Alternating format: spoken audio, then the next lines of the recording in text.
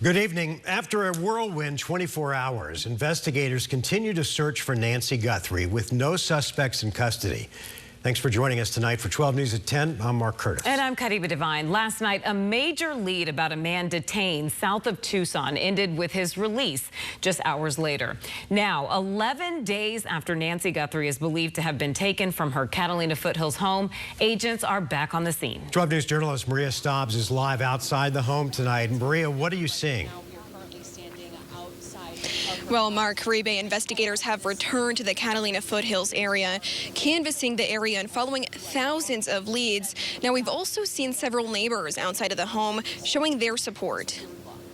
A growing memorial outside of Nancy Guthrie's home. The 84-year-old mother of Today's Show host, Savannah Guthrie. We support everybody who's, trying to bring her back. Neighbors like Nicolette Daly telling us the Homeowners Association sent them letters asking everyone to drop off yellow roses at the Guthrie house. Yellow is a symbol that they've used to symbolize wanting someone to come back home safely. Usually you hear about that in war, but we want her to come back home safely. As neighbors search for hope, agents are once again searching for clues, scouring roads, bushes, and vegetation outside Nancy's home and around the Catalina Foothills neighborhood.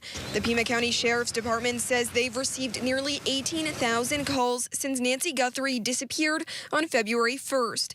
More than 4,000 of those came in within 24 hours after the FBI released these recovered images of a possible suspect. Seeing that monster come onto the porch is it's horrible. I can't even imagine what they're going through. My mom lives here in town. She lives alone.